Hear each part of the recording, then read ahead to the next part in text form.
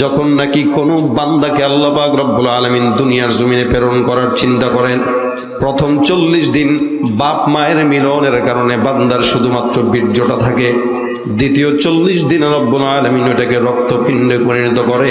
তৃতীয় 40 দিনে আল্লাহ পাক রব্বুল আলামিন ওটাকে গোস্তপিণ্ডে পরিণত করে। আল্লাহ পাক রব্বুল আলামিন এরপরে একজন ফেরেশতাকে প্রেরণ করে, বলে ফেরেশতা যাও যাও, এই বান্দাটা কি সন্তান হবে নাকি মেয়ে সন্তান হবে এটা লিপিবদ্ধ করো, এবং কিয়ামত পর্যন্ত বান্দা কি খাবে না খাবে সব তুমি বান্দার তকদিরে লিখে দাও। দেখেন তো ভাইরা, 4 মাস পরেই কিন্তু সন্তান কি হবে এটা ডাক্তার জানে। 4 মাস আগে ডাক্তার বলতে পারে না 4 মাস আগে সন্তান কি হবে না হবে। 2 মাসের মাথায়, 2.5 মাসের মাথায়, 1 মাসের মাথায় এটা কেউ বলতে পারে না। আল্লাহ পাক রব্বুল আলামিন এই কারণে বলেন ওয়া ইয়ালামু মা ফিল আরহাম, এই বান্দার পেটের ভিতরে, বান্দিটার পেটের ভিতরে সন্তান ছেলে না মেয়ে, এইটা একমাত্র জানলেওয়ালা হলেন একমাত্র আল্লাহ। আল্লাহ পাক রব্বুল আলামিন 4 নম্বরে যেটা বলেন, ওমা তাদরি নাফসুম মাযা তাকসিবু গাদা। দুনিয়ার জমিনে আপনি আজকে এখানে বসা, অনেকে মনে করতেছে মনে হয় বাজার ঘাট দোকানপাট বন্ধ করে মাহফিলে আসলে মনে হয় রিজিকের কমতি হবে। আপনাকে বলতে চাই, সারাটা দিন দোকানে বসে থাকবেন, এরপরও দেখবেন 1 টাকা বেচা নাই, কিন্তু 10 মিনিটের জন্য দোকান খুললে আল্লাহ যদি তকদিরে লিখে রাখে, দেখবেন সারা দিনের ইনকাম 10 মিনিটে পোষায় যায়। ঠিক কিনা? আগামীকাল কি উপার্জন করবেন, আগামীকাল কি খানা খাবেন এটা জানেন কে? ওমা তাদরি নাফসুম মাযা তাকসিবু গাদা ওমা তাদরি নাফসুম বিআইয়ি আরদিন তামুত। বান্দা কোথায় মরবে, বান্দা কোথায় কি যাবে, কোথায় কিভাবে মরবে, বান্দা কি সমুদ্রের ভিতরে ডুবে মরবে, বান্দা কি অ্যাক্সিডেন্টে মরবে, নাকি বান্দা অন্য কোনো কারণে মরবে, দুনিয়ার কেউ না জানলেও একমাত্র এই খবরটা জানেন কে? ভাইরা আমার, রব্বুল আলামিন 5টা জিনিসের জ্ঞান অন্য কোনো দুনিয়ার মানুষকে দেয় নাই। ব্যাখ্যাবিদ ডাক দেয়া বলে, এই খাদেম তুমি শুনে নাও, ইমাম মালিক যেই স্বপ্নটা দেখলো, এই স্বপ্নটার ব্যাখ্যা হলো রাসূল করিম সাল্লাল্লাহু আলাইহি ওয়াসাল্লাম 5টা আঙ্গুল উঠায়া ইমাম মালিক এই কথাটাই জানায় দিলেন যে, মালিক এই 5 জিনিসের ইলম আমি রাসূলের কাছেও নাই, সুতরাং আমি তোমাকে কেমন ভাবে বলবো এটা আমার জানা নাই। এই কারণে দুনিয়ার জিন্দেগিতে প্রত্যেকটা মানুষের রিজিকের দায়িত্ব নিয়েছেন কে? শুধুমাত্র মানুষ কেন, আল্লাহ পাক রব্বুল আলামিন বলেন ওমা মিন দাব্বাতিন ফিল আরদি ইল্লা আলাল্লাহি রিজকুহা। দুনিয়ার জমিনে যত দাব্বাতুন আছে, অর্থাৎ এই পৃথিবীর ভিতরে যত বিচরণকারী প্রাণী আছে, গরু ছাগল বলেন, জিন্নাত বলেন, কি বলেন, মানুষ বলেন, ইনসান বলেন, এরপরে পশু পাখি বলেন, সমুদ্রের মাছ বলেন, সমস্ত প্রাণীগুলোর একমাত্র রিজিকের দায়িত্ব আল্লাহ। এটা আল্লাহ পাক রব্বুল আলামিন বলেন কুল্লুন ফি কিতাবিম মুবিন। এটা সমস্ত কিছু আল্লাহ পাক রব্বুল আলামিনের কিতাবে লিপিবদ্ধ আছে। এখন থেকে নয়, হাদিস শরীফে রাসূল করিম সাল্লাল্লাহু আলাইহি ওয়াসাল্লাম বলেন, ইন্না আউওয়ালা মা খালাকাল্লাহুল কলাম সুম্মা ক্বালা লাহু উকতুব ফাজরা ফি তিলকাস সাআতি কাইনুন ইলা ইয়াউমিল কিয়ামাহ। আসমান জমিন যখনও সৃষ্টি হয় নাই, সারা দুনিয়ার মাখলুকাত যখনও সৃষ্টি হয় নাই, আল্লাহ পাক রব্বুল আলামিন ওই আসমান জমিন সৃষ্টি করার, দুনিয়া সৃষ্টি করার 50,000 বছর আগে রব্বুল আলামিন একটা কলম সৃষ্টি করলেন। কলমটাকে আদেশ দিয়া ডাক দিয়া বলে, কলম লেখো। আল্লাহর আদেশ পাওয়ার পর কলম সুন্দর করে লেখা শুরু করে দিল। আপনার আমার কথাও লিখলো, আজকের এখানে মাহফিল হবে এটাও লিখলো, কোন বান্দা কিভাবে মারা যাবে, কোন বান্দা কি খাবে, কোন বান্দা কি পড়বে, অর্থাৎ দুনিয়ার শুরু থেকে শেষ পর্যন্ত, কিয়ামত পর্যন্ত বান্দা জান্নাতে যাবে নাকি জাহান্নামে যাবে, সকল কিছু আল্লাহ পাক রব্বুল আলামিন সুন্দর করে তার একটা কলমের মাধ্যমে লিপিবদ্ধ করেছেন। আল্লাহ পাক কলম দিয়ে লেখানোর পর এই কলমের সিল মোহর রব্বুল আলামিন লাগায় দিয়েছেন, অর্থাৎ কিয়ামত পর্যন্ত বান্দার তকদির কেউ খণ্ডাইতে পারবে না। এজন্য বুঝেন, সারা দুনিয়ার মানুষ, এলাকার মানুষ মিলে যদি আপনার বিরোধিতা করে, ততটুকু বিরোধিতা করতে পারবে যতটুকু আল্লাহর ফেরেশতা আল্লাহ পাকের তরফ থেকে আপনার তকদিরে লিখে রাখছেন। সারা দুনিয়ার মানুষ যদি আপনার শত্রুতা করে ততটুকু করতে পারবে যতটুকু তকদিরে লেখা, আবার সারা দুনিয়ার মানুষ মিলে ততটুকু উপকার করতে পারবে যতটুকু আপনার তকদিরে লেখা, এর চেয়ে বেশিও পারবে না, কমও। এটা তকদিরে লেখা হয়ে গেছে। আল্লাহ পাক রব্বুল আলামিন তকদিরে লিখে দিলেন। এখন বান্দা তকদির মোতাবেক চলে। মাহফিলের ভিতরে পোস্টার করলেন, নাম দিলেন, সভাপতি, সবকিছু দিয়া দিলেন। এটা এখন সুন্দর করে মাহফিলের নিজাম অনুযায়ী চলে। যে কোনো জিনিসের নিজাম যখন থাকে তখন সৌন্দর্য থাকে, নিজাম নাই সৌন্দর্য নাই। যার কারণে আল্লাহ পাক দুনিয়া সৃষ্টি করার আগেই সুন্দর করে নিজাম দ্বারা করাইলেন যে আমি সৃষ্টি করব কিছুদিন পর, এই দুনিয়া কেমনে চলবে, কিভাবে হবে, কিভাবে মানুষগুলো খাওয়া দাওয়া করবে, সব কিছু রব্বুল আলামিন দুনিয়া সৃষ্টি করার 50,000 বছর আগে লিখে দিয়েছেন। সুবহানাল্লাহ। কতটুকু মহব্বত আমাদেরকে করে। আপনি আসবেন দুনিয়ায়, আপনারা এখনো বানাই নাই, 50,000 বছর আগের থেকেই রব্বুল আলামিনের প্রস্তুতি শুরু হয়ে গেছে। সুবহানাল্লাহ। আমি আজকে এই জায়গায় আসব, এই জায়গায় আসার জন্য আপনারা 3-4 মাস আগের থেকেই প্রস্তুতি নেওয়া শুরু করছেন।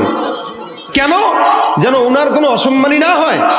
যেমন নাকি আমাকে এখানে আনার পরে আমার সবকিছুর হেফাজতের দায়িত্ব আপনাদের, ঠিক তেমনই ভাবে একটা বান্দা দুনিয়াতে আসবে, ওই বান্দা কি খাবে, কোথায় যাবে, কি পড়বে, সব কিছুর হেফাজতের দায়িত্ব কার? আল্লাহ পাক রব্বুল আলামিন কত দয়ালু দেখেন, যেন বান্দার কোনো কষ্ট না হয়। এই জন্য আল্লাহ আগে থেকে সব ক্লিয়ার মতো সুন্দর করে সাজায় গুছায় রাখছেন, কেউ জানি বলতে না পারে যে আমি কি খাবো ভাই। আল্লাহ কয় তোর খাওয়ার টেনশন নাই, তুই কি খাবি না খাবি, কি পড়বি না পড়বি, ওটা তুই দুনিয়াতে আসার আগেই লিখছি, আবার তুই পেটে থাকতেও লিখছি। সুতরাং পেরেশানির কোনো কারণ। আল্লাহ পাক রব্বুল আলামিন বান্দার রিজিকের দায়িত্ব নিলেন। এই জন্য দেখবেন দুনিয়ার জমিনে কোনো মানুষ না খেয়ে মরে না। যত মানুষ ঝামেলায় পড়ে, বেশি খাওয়ার কারণে ঝামেলায় পড়ে, দেখবেন খাওয়ার ভিতরে তাল বেতাল নাই, যেটা পায় এটাই খায়, যেটা দেখে এটাই খায়, যেগুলা যা পায় তাই খায়, ওগুলার পেটের ভিতরে ঝামেলা হয়। যেমন নাকি এদেশের সুদখোর, ঘুষখোর, এরা রিজিকের কারণে দেখবেন হারাম হোক হালাল হোক পায় তো খায়, যা পায় তাই খায়, নাম পাল্টায় পাল্টায় খায়।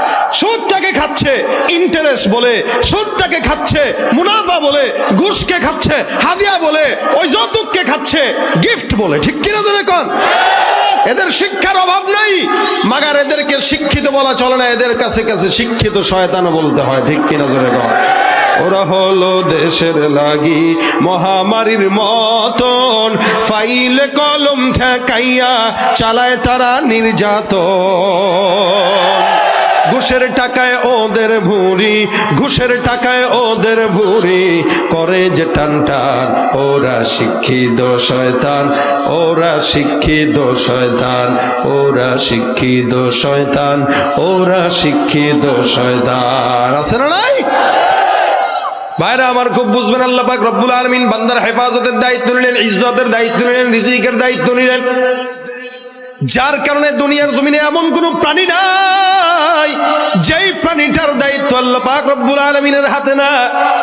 জাস্টিস তাকি উসমানী মাদ্দাজিল্লুল আলী উনার একটা সফরনামার ভিতরে লেখেন, উনি কোন একটা দেশের ভিতরে সফর করতে গেলেন, ওখানে যাওয়ার পর উনি একটা সুন্দর ফুল গাছ দেখলেন।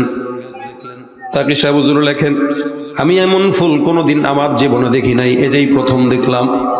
এই ফুলটা সুন্দর করে ফুটে আছে, ফুলের মাঝখানে ছোট্ট একটা পোকা কোথা থেকে যেন উড়ে এসে বসলো। পোকাটা যখন উড়ে এসে বসলো আমি লক্ষ্য করলাম এতটুকুন একটা পোকা, পোকাটা যখন ফুলের ভিতরে ঢুকলো ওই ফুল থেকে কেমন যেন মধু চলে আসলো। আমি তাকায় তাকায় দেখলাম ওই পোকাটা ফুলের থেকে মধু সংগ্রহ করে খাওয়া শুরু করলো। যখন নাকি ফুলের থেকে মধু সংগ্রহ করে খাওয়া শুরু করেছে, হঠাৎ করে কিছুক্ষণ পর তাকায় দেখলাম ওই ফুলটা এবার আস্তে আস্তে করে নেভা আরম্ভ হওয়া শুরু হয়ে গেল। আমি তাকায় দেখলাম ফুলটা নিপতে নিপতে একদম বুঝে গেল। বুঝার পরে দেখলাম কেমন যেন চাপাচাপি করতেছে, ভিতরে মনে হয় ঝড় বয়ে যাচ্ছিল। ভিতরে পোকাটাও কেমন যেন ওইখান থেকে বের হওয়ার চেষ্টা করতেছে, মাগার বের হতে পারে নাই। আমি কিছুক্ষণ তাকায় দেখলাম 2-3 মিনিট পরে ফুলটা আবার সুন্দর করে আগের মতো করে ফুটে গেল। ভিতরে যেই পোকাটা ছিল পোকাটা আর বেঁচে নাই, পোকার পাখা আর খোলস ছাড়া অন্য কোনো কিছু আর পোকার সাথে বেঁচে নাই। আমি আমার সঙ্গে সফর সঙ্গীকে ডাক দিয়া বললাম, ব্যাপারটা কি, এই ফুলটা এরকম ভাবে পোকাটাকে খেয়ে নিল? আমার সফর সঙ্গী আমাকে ডাক দিয়া বলল, হুজুর এই ফুলটার নিয়মটাই হলো এইটা, এই পোকাটা যখন ফুলের ভিতরে এসে মধু পান করে, মধু খাওয়া শেষ, এবার ফুলটা আস্তে করে নিভে যে পোকাটাকে খেয়ে ফেলে। অর্থাৎ আমার রব্বুল আলামিন এই ফুলের ভিতরে এই পোকার রিজিক রেখেছেন, আবার এই পোকাটাকেই এই সুন্দর ফুলের রিজিক হিসেবে দিয়েছেন। দেখেন ভাইরা আমার, দুনিয়ার জিন্দগিতে এমন কোনো জায়গা নেই যে জায়গায় মানুষ না খেয়ে মারা যায়। যদিও পত্র পত্রিকায় দেখি আফ্রিকায় কিছু কিছু মানুষ না খেয়ে শুকায় রয়েছে। মুফাসসিরিন ইকরাম এটার ব্যাখ্যা করেন এইভাবে, দুনিয়ার জিন্দগিতে এমন কোনো প্রাণী নাই যেই প্রাণীটাকে আল্লাহ পাক রব্বুল আলামিন না খাওয়া রাখবেন। এটার ব্যাখ্যা হলো, আপনার আমার কিছু মানুষের মরণ আল্লাহ পাক লিখে রেখেছেন। কারো কারো মরণ হয় পানিতে ডুবে, কারো কারো মরণ হয় অ্যাক্সিডেন্টে, কারো কারো মনে হয় গুলি খেয়ে, কারো কারো মরণ হয় আগুনের ভিতরে পুড়ে। ঠিক তেমনি এক একজন মানুষের মরণ এক একভাবে লেখা থাকে। ওই বান্দার মরণটা এমন ভাবেই লেখা ছিল, বান্দা মরণের আগে আল্লাহর রিজিক বান্দা খেতে পারবে না। তার মানে এটা না, বান্দা রিজিক না পেয়ে দুনিয়ার জমিন থেকে বিদায় হয়েছে, ঠিক কিনা? সব জিনিসের রিজিকের দায়িত্ব আল্লাহর। এই আয়াতের তাফসীরের ভিতরে আল্লাহ পাক রব্বুল আলামিনের হাবিব সাল্লাল্লাহু আলাইহি ওয়াসাল্লাম মুহাম্মদুর রাসূলুল্লাহ সাল্লাল্লাহু আলাইহি ওয়াসাল্লামের সাহাবীর ঘটনা উল্লেখ আছে। সাহাবীর নাম হলো আবু মুসা আশআরী রাদিয়াল্লাহু তাআলা আনহু। ওনারা হিজরত করেছেন, হিজরত করে মদিনায় এসেছেন। উনি বর্ণনা করেন, আবু মুসা আবু মালিক বলেন, আমরা বিশাল বড় একটা দল ওই অমুক আশআর গোত্র থেকে আমরা মদিনার জমিনে হিজরত করলাম। হিজরত করার পর আমাদের খাবার যা সঙ্গে ছিল সব খাবার শেষ হয়ে গেল। আমরা খাবার যখন শেষ হয়ে গেল, আমরা আমাদের তরফ থেকে একজন দূতকে রাসূল করিম সাল্লাল্লাহু আলাইহি ওয়াসাল্লামের কাছে প্রেরণ করলাম। আল্লাহ রাসূল সাল্লাল্লাহু আলাইহি সাল্লামের কাছে যখন আমাদের দূতকে প্রেরণ করলাম, আমাদের দূত রাসূলের কাছে যায় বলবে, হুজুর আমাদের অর্থ সংকট, রাসূল আমাদের খাবারের বড় সংকট, হুজুর দয়া করে আপনি আমাদের জন্য খাবারের ব্যবস্থা করেন। আমরা এই বার্তা দিয়া রাসূল করিম সাল্লাল্লাহু আলাইহি সাল্লামের কাছে একজন সাহাবী প্রেরণ করলাম। ওই সাহাবীটা যখন রাসূলের দরবারে গেল, মসজিদে নববীর ভিতরে যে তাকায় দেখে আল্লাহ রাসূল সাল্লাল্লাহু আলাইহি ওয়াসাল্লাম নামাজের ভিতরে দাঁড়ানো। রাসূল করিম সাল্লাল্লাহু আলাইহি ওয়াসাল্লাম নামাজের ভিতরে তেলাওয়াত করে, ওমা মিন দাব্বাতিন ফিল আরদি ইল্লা আলাল্লাহি রিজকুহা। সাহাবী যখন চিন্তা করলেন রাসূল করিম সাল্লাল্লাহু আলাইহি ওয়াসাল্লাম মসজিদে নববীর ভিতরে সুন্দর করে নামাজের ভিতরে এই আয়াতটাই তখন রাসূল তেলাওয়াত করতেছেন। সাহাবী তখনও মসজিদে ঢুকে নাই। মসজিদে না ঢুকে মসজিদের বাহিরেই সাহাবীটা অপেক্ষা করতেছে।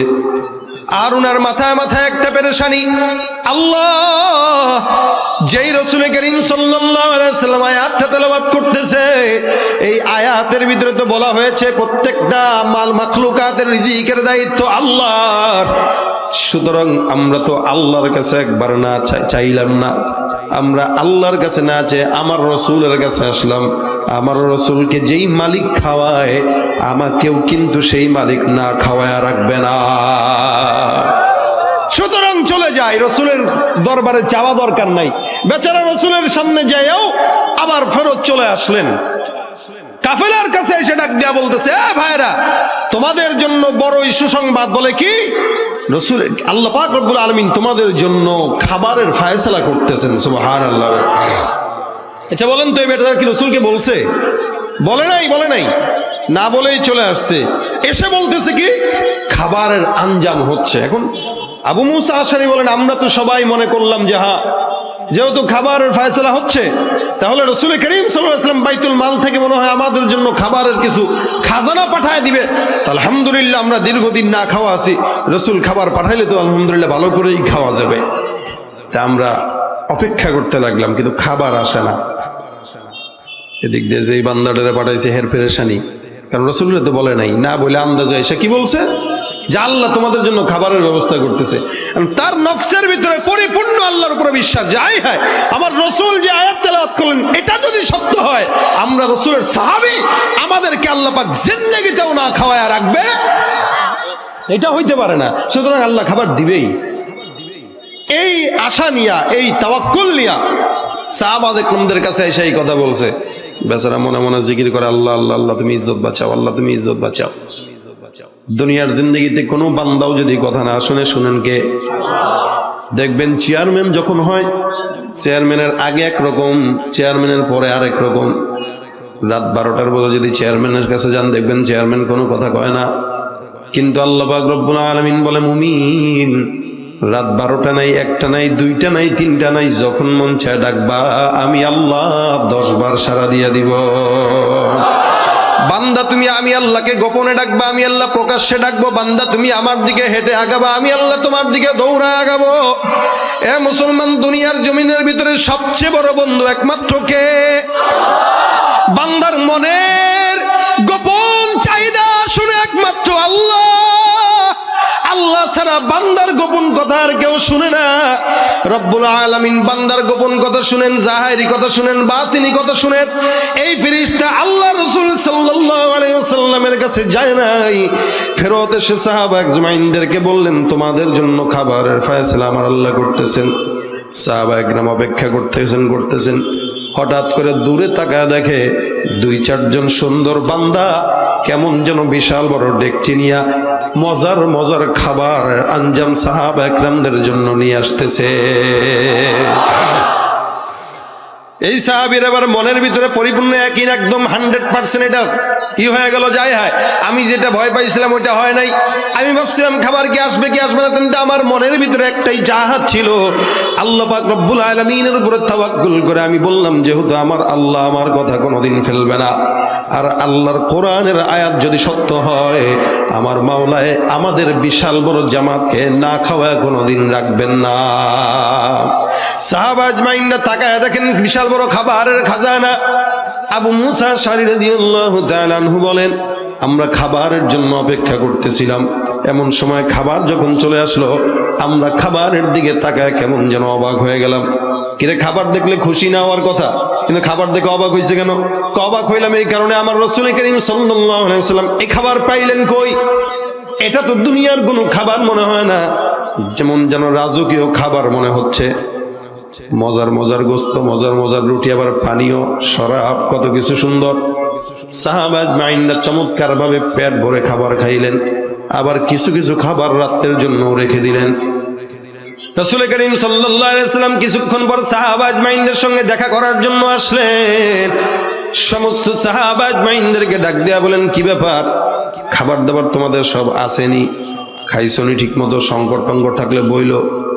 রাসূলের এই কথা শোনার পর আবু মুসা বলেন, আমরা পয়গম্বরের কাছে ডাক দেয়া বললাম, হুজুর এমন মজার খাবার পাঠাইছেন, এই মজার খাবার এখনো খাইছি, রাতের জন্য বাকি আছে।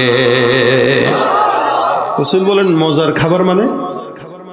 হুজুর আপনি যে পাঠাইলেন দুপুরে আবার কে পাঠাইছে? সাহাবায়ে কেরাম বলেন, হুজুর আপনার থেকে না আসলো? কার বাবা, আমি খাবার নিজেই ঠিক মতো পাই না, তোমরা খাবার দেবো কোত্থেকে? কে পাঠাইছে, কারে, কেমনে? আবু মুসা আশআরী বলেন, হুজুর এই যে এর মাধ্যমেই তো আপনার কাছে পাঠাইছিলাম। রাসূল বলেন, এই তুমি কার কাছে গেছো? আরো কয়েকটা কয়, তুই রাসূলকে চিনোস তো? আরে চিনবো না মানে বেটা, আমি তো রাসূলের কাছে গেছিলাম। কত খাবার পাঠাইলো কে? কাহা রাসূল, আমি আপনার কাছে গিয়েছিলাম ঠিক, কিন্তু আমি আপনার কাছে বলি নাই, কারণ আমি যখন যাই তখন দেখি আপনি বলতেছেন, ওমা মিন দাব্বাতিন ফিল আরদি ইল্লা আলাল্লাহি রিজকুহা, দুনিয়ার সব রিজিকের মালিক হলো আল্লাহ। আমি কেমনে আপনার কাছে চাই? যার কারণে আমি আমার মালিকের কাছে চাই। আমি সুন্দর করে এসে তাদেরকে বললাম, ভাই আল্লাহ পাকের তরফ থেকে তোমাদের জন্য খাবারের ফয়সালা হয়ে যেতেছে। রাসূল ডাক দিয়া বলেন, মাশাআল্লাহ, তুমি উত্তম কাজটাই করলা। এ সাহাবা আজমাইন, এই বান্দাটা আমার কাছে চায় নাই, বান্দাটা আল্লাহ পাক রব্বুল আলামিনের কাছে খাবার চাইলো। আমার রব্বুল আলামিনের উপরে তাওয়াক্কুল করার কারণে আল্লাহ পাক জান্নাত থেকে মান্না সালওয়া ফেরেশতার মাধ্যমে পাঠিয়ে দিয়েছে। ভাইরা আমার, বলেন তো রিজিকের মালিক কে? দুনিয়ার জমিনে যারাই সন্ত্রাসী করে, খাবারের কারণেই করে, টাকার কারণেই করে, টাকা দিয়ে খাবার খায়। দুনিয়ার জমিনে যারা চুরি করে টাকার জন্যই করে, খাবারের জন্য করে। দুর্নীতি যারা করে খাবারের জন্য করে, টাকার জন্য করে। জেনা ব্যভিচার যাই কিছু বলেন না কেন, এ মুসলমান দুনিয়ার জমিনে একমাত্র টাকাটাই হলো সব কিছু। এই টাকা, এই রিজিক, এই খাবার, আল্লাহ পাক বলে বান্দা একটা কুকুরকেও কিন্তু আমি রব্বুল আলামিন খাওয়াইতে পারি। সুতরাং তোমার মতো আশরাফুল মাখলুকাতকে আমি আল্লাহ না খাওয়ায় কোনোদিন রাখবো না। সব কিছুর একমাত্র দায়িত্ব কার উপরে? আল্লাহর উপরে। বান্দার ধৈর্য হয় না। এই আল্লাহ পাক দুনিয়াতে সবাইকে যে ধনী বানাবেন এটা কোনো বিষয় না। এজন্য আল্লাহ পাক বলেন লিয়াত্তাকিদা বা'দুহুম বা'দান সুখরিয়া, আমি তোমাদেরকে এক একজনের উপর এক একজনকে প্রাধান্য দিয়েছি, কাউকে ধনী কাউকে গরিব। কেন? যাতে করে একজনকে আরেকজন নিজেদের কর্মচারী বানায় নিতে পারে। আরে আমার 5 তলা বিল্ডিং আছে, এখন এই 5 তলা বিল্ডিং এর দারোয়ান দরকার। দারোয়ানেরও যদি 5 তলা বিল্ডিং থাকে, কোন দিনের কারণে, কোন বুঝের কারণে সে আমার দারোয়ান হবে বলেন তো? অথবা একটা মেথর যদি না থাকে, আমার বাড়ির যে পায়খানা আছে, টাঙ্কি আছে, এই সেফটি টাঙ্কি আমি কাকে দিয়ে পরিষ্কার করাবো? তাতে আমার নিজেরই না মেথর হওয়া লাগবে। এই জন্য আল্লাহ পাক সুন্দর করে এটাকে নিউট্রাল করছেন। আল্লাহ পাক এটাকে সাবলীল ভাবে করেছেন। কি তুমি বড় লোক, তো তোমার কাছে একজন গরিব যাবে, তুমিও তার দ্বারা উপকৃত হবা, সেও তোমার দ্বারা উপকৃত হবে। এটাই হলো দুনিয়ার নিজাম। এটা যদি আল্লাহ না করতেন, দুনিয়ার প্রত্যেকটা মানুষ বিপদে পড়তো, ঠিক না? অনেকে আছে মনে মনে হায় আল্লাহ, এত তোমার ডাকি, তুমি আমার কথা শুনো না। আমার বাপেও রিক্সা চালাইছে, আমিও রিক্সা চালাই, আমার বলাও রিক্সা চালায়, এটা কোন ধরনের বিচার? অথচ আপনার এই গরিবানা হালতকে রাসূল করিম সাল্লাল্লাহু আলাইহি ওয়াসাল্লাম স্যালুট দিয়ে বলেছেন, দুনিয়ার সব ধনীদের আগে 500 বছর আগে গরিবরা জান্নাতে চলে যাবে। শুধু তাই না, কারো যদি মনের ভিতরে কষ্টও থাকে, রাসূল ওই কষ্ট নিভায় দেওয়ার জন্য এভাবে হাদিস বর্ণনা করেছেন, আদ-দুনিয়া সিজনুল মুমিন ওয়া জান্নাতুল কাফির। দুনিয়াটা মুমিনদের জন্য জেলখানা, কাফেরদের জন্য বালাখানা। কারণ আমরা 60 বছর গরিব থাকবো, আজীবন ধনী থাকবো, আর ওরা 60 বছর ধনী থাকবে, কিয়ামত পর্যন্ত ফকিন্নির বাচ্চা থাকবে। কি থাকবে? ফকিন্নি। যার কারণে আল্লাহ পাক ওদেরকে দুনিয়াতে সব দিয়া দেয়, সব। নাও টাকা দিলাম, গাড়ি দিলাম, বাড়ি দিলাম, সম্পদ দিলাম, সব দিয়া দিলাম, কারণ তুই ওই জায়গায় আর পাবি না। আর মুমিন, তোমাকে আমি আল্লাহ পরীক্ষা করলাম, তুমি সবর করো, সবর করো, সবর করো, ধৈর্য ধরো। ধৈর্য যদি না ধরো, আমি আল্লাহ পাক সবরের পরিচয় যদি না ধরতে চাও, তাহলে তো গুনাহগার হয়ে যাবা। তাহলে কাফের বেঈমান যেমন, তুমিও তো তেমন হয়ে গেলা। ফায়দা হইল কি? এই কারণে রিজিক নিয়ে কোনো বাড়াবাড়ি দরকার নাই। রব্বুল আলামিন যতটুকু মহব্বত করে আমাদেরকে দিয়েছেন, ততটুকুই আমাদের জন্য আলহামদুলিল্লাহ। যারা শুকরিয়া করতে পারে না, এরাই টেবিলের তল দিয়ে হাজার হাজার টাকা ঘুষ খায়। এক সিগনেচার 2 লক্ষ টাকা, 5 লক্ষ টাকা, অথবা নির্বাচনে দাঁড়িয়েছে, নমিনেশন কিনছে 50 লাখ টাকা দিয়ে। ধান্দাই হইল 50 লাখ টাকা ইনভেস্ট করছি, 1 কোটি টাকা এখান থেকে উঠাবো। না, কাদের টাকা চুরি করে? আমাদের টাকাই। কেন করে? তার বড়লোক হওয়া লাগবে, তার গাড়ি থাকা লাগবে, তার বাড়ি থাকা লাগবে। এই কারণে হারামও বুঝে না, হালালও বুঝে না, যেমনে মন চায় এমনি মনে হয় সে সমস্ত টাকা পয়সাগুলা পকেটে করে আস্তে করে কবরে নিয়ে ফেরেশতাদেরকে দিয়ে বলবে, এ ভাই, দুনিয়াতে যা কাম করছি না করছি দে, কোটি টাকা দিলাম, 1 কোটি টাকা ঘুষ দিলাম, কোনো মতে সিগনেচার দিয়ে জান্নাতে পাঠায় দেয়। সম্ভব নেই ঘুষ দেওয়া? জোরে কোন সম্ভব? হালাল হারাম না মানিয়া কত টাকা করছো কামাই, এত টাকা রাখবা কোথায়? কাফনের তো পকেট নাই। হালাল হারাম না মানিয়া কত টাকা করছো কামাই, এত টাকা রাখবা কোথায়? কাফনের তো পকেট নাই। টাকা পয়সা লইয়া কি কেউ কবরে গেছে? কি জবাব দিবি রে তুই আল্লাহর কাছে? ওরে মানুষ হইছ বেহুশ দুনিয়ার পিছে, কি জবাব দিবি রে তুই আল্লাহর কাছে? ঠিক কিনা? সবর দরকার আছে না নাই? এই কারণে ভাই আমি আমার চেষ্টা করব। আল্লাহ পাক যখন আমাকে সম্পদ দেয় আলহামদুলিল্লাহ, আল্লাহ দিলেও আলহামদুলিল্লাহ, না দিলেও আরে না পেয়ে আলহামদুলিল্লাহ বলা মুমিন দুনিয়াতে খুব কম। এবং এটা যে বলতে পারে আল্লাহ পাকের সবচেয়ে প্রিয় বান্দা একমাত্র সে। পাওয়ার পরে তো সবাইকে আলহামদুলিল্লাহ আল্লাহ দিছে, না পাওয়ার পরে কজন বলতে পারে যে ভাই আলহামদুলিল্লাহ আল্লাহ দেয় নাই, তারপরেও আমি খুশি। যেমন নাকি ইমাম আহমদ ইবনে হাম্বল রাহমাতুল্লাহ আলাইহি ওনার কিতাবের ভিতরে হাওলা দিয়া ঘটনা উল্লেখ করেন। উনি বলেন, বুঝানোর জন্য ভাইরা আমার বুঝেন, দুনিয়ার জিন্দেগিতে রব্বুল আলামিন মুমিনদেরকে পরীক্ষা করেন। সম্পদ কখনো কখনো দেন, কখনো কখনো দেন না। ইমাম আহমদ ইবনে হাম্বল রাহমাতুল্লাহ আলাইহি বলেন, দুইজন ব্যক্তির ঘটনা উনি উল্লেখ করেন, একজন হলো মুমিন, আরেকজন হলো বেঈমান। মুমিন ব্যক্তিটা প্রত্যেকদিন মাছ ধরার জন্য যায়, বেঈমানটাও একই জায়গায় মাছ ধরে। মুমিন ব্যক্তিটা যখন মাছ ধরে, মুমিন ব্যক্তিটা কার নামে মাছ ধরে? প্রত্যেকটা জিনিস, প্রত্যেকটা বান্দা যতই কাজ করবে সমস্ত কাজ কার নামে হবে? আল্লাহর নামে। এই কারণে রাসূল করিম সাল্লাল্লাহু আলাইহি ওয়াসাল্লাম বলেন, কুল্লু আমরিন যিবালিন লাম ইউবদা বিবিসমিল্লাহ ফাহুয়া আকতা। প্রত্যেকটা ওই কাজ যেই কাজের শুরুতে বিসমিল্লাহ বলা না হয়, ওই কাজের ভিতরে কখনো বরকত হয় না। ভাইরা আমার খুব বুঝবেন, একজন ইমানদার বান্দা পুকুরে নদীর ভিতরে মাছ ধরতে যায়। এই বান্দাটা বর্শি পাড়ার বলে বিসমিল্লাহ, মাগার এখানে একটা মাছ উঠে না।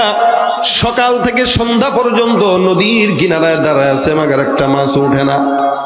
নদীর কিনারায় দাঁড়ায় দাঁড়ায় মাছ ধরে, মাগার মাছ উঠে না, কিন্তু প্রত্যেকটা বার বলে বিসমিল্লাহ। আবার যখন এখান থেকে উঠায় দেখে মাছ উঠে নাই, তখন বলে আলহামদুলিল্লাহ। আরে কি ব্যাপার, মাছ না উঠলেও আলহামদুলিল্লাহ আবার ফালাই দেও কা বিসমিল্লাহ কেন? বান্দা বলে, এরে আমি যখন নাকি মাছটা ধরার জন্য পুকুরের ভিতরে বসি ফেলাই, তখন বিসমিল্লাহ বলি যেন মাছটা উঠে। আর যখন উঠায় দেখলাম মাছ ধরে নাই, তখন আলহামদুলিল্লাহ বলি। এই কারণে হয়তো এই মাছ উঠার দ্বারা আমার কোনো ক্ষতি লেখা ছিল, যার কারণে আল্লাহর শুকরিয়া আদায় করি যে আল্লাহ ক্ষতির থেকে বাঁচাইছেন। ভাইরা আমার, মাছটা ধরার জন্য সকাল থেকে সন্ধ্যা পর্যন্ত অপেক্ষা। ওদিক দিয়ে বেঈমানটাও মাছ ধরে গায়রুল্লাহর নামে। বেঈমানটা যতবার বসি ফেলায় ততবার একটা একটা করে মাছ উঠে, কিন্তু মুমিনটা যতবার ফেলায় একটা মাছ উঠে না। মুমিন বান্দা মাছ ধরার জন্য পাগল, বেঈমানটাও মাছ ধরার জন্য পাগল। মাগার মুমিনের মাছ উঠে না, কিন্তু বেঈমানের মাছ উঠে। এদিক দিয়া বেঈমানটা মুমিনকে টিটকারি দিয়া বলে, হ্যাঁ দেখছি তো তোর আল্লাহ তোরে কি দেয়, দুই নাম্বারই করা ছাড়া দুনিয়াতে সফলতা পাবি না। দেখবেন মাজার ঘাটে কিছু মানুষ আছে, একজন কাপড়ের দোকানদার, ও চায়না জিনিসকে জাপানি বলে 500 টাকা করে চালায়, আর আপনি চায়নাটাকে চায়না বলে 150 টাকা করে বিক্রি করেন, কিন্তু আপনার দোকান চলে না। এটা আপনারা খোঁচা দেওয়া করবে, এটা এই হুজুর কি বাদ দে। এই দুনিয়াতে সৎ মানুষের দাম নাই, 2 নম্বর হওয়া দেখবি টাকা কামাইতে পারবি। এরকম কুমন্ত্রণা দেয় না? দেয় না? শয়তান আর কি শয়তান দেখছেন, এগুলো শয়তানের চেয়ে বড় শয়তান। শয়তান আরো আল্লাহর, আল্লাহ আমি কি শয়তান, ও সে আমার চেয়ে বড় আগায় গেছে বেশি। শয়তান আপনারা দেখতে কই যাবেন? যেগুলো আপনার বদ পরামর্শ দিবে, বুঝবেন নিশ্চিত ও শয়তান থেকে খেলাফত প্রাপ্ত খলিফা। কি ঠিক না? নামাজ পড়তে যাবেন, দেখবেন হাসি মুখে দেখতে, রে মোল্লা হইছিস কবে কিরে, হ্যাঁ নামাজ পড়ছে, নামাজ না, হে ভালো হয়ে গেছে তো, দূর বেটা ভালো হয়েছে, চিনি না এটাতে কত আকাম করছে, আমার চোখের সামনে বেটা এই করছে, কয় না? আচ্ছা, একটা মানুষ কি আজীবনই খারাপ থাকবে? মানুষ আজীবন যে খারাপ থাকে তো মানুষ না, তো শয়তান। মানুষ ভুল করবে, আবার তার নফসের ভিতরে তার ভুল প্রমাণ হবে, সে তখন ভালো হয়ে যাবে। তখন উচিত কি, ভাই আল্লাহ তোর কাজ, ভালো কাজে বরকত দান করো। এখন হে তো ভালো হয় না, হয় না, আরেকজন ভালো হইলে চিনি না, চুরি করছে, আজীবন ছোট্ট মেয়ে নামাজ ধরছে, বন্ড, তুই পারলে ভালো হওয়ার চেষ্টা কর। ওইটা হবে না। সে নিজে নামাজ পড়ে না, নামাজের কথা বললে সুন্দর করে হাসি মুখে কয়, ভাই প্যান্টে তো একটু সমস্যা আছে, কালকে যেমন আজকে প্যান্টে একটু প্রবলেম। প্যান্টে প্রবলেম, লুঙ্গিতে প্রবলেম, তার মানে প্যান্টে প্রস্রাব করে, সারা বছর প্যান্টে মুতে, সারা বছর প্যান্টে মুতে মিয়াই গাধায়। কত বড় ব্যাকল, বয়স 30, 35, 40 হয়ে যায়, এখনো প্যান্টের সমস্যা। ওরে প্যাম্পাস কিনে দেন, প্যাম্পাস পুরো, ঠিক না? তুমি রমজান এলে রাখো না রোজা, দিনকে করো আঘাত, পয়সা করির নেই তো অভাব, দাও না তো যাকাত। তুমি ইমানদারির বড়াই করো, নেই তোমার ইমান। ইমানদারির বড়াই করো, নেই তোমার ইমান। তুমি কেমন মুসলমান, তুমি কেমন মুসলমান? নামাজের সাথে নাই পরিচয়, মানো না কোরআন, তুমি কেমন মুসলমান? ঠিক কিনা? তুমি সুদের টাকায় প্রাসাদ গড়ো, ঘুষ ছাড়ো না, দিন দুঃখী না খেয়ে মরে খবর রাখো না।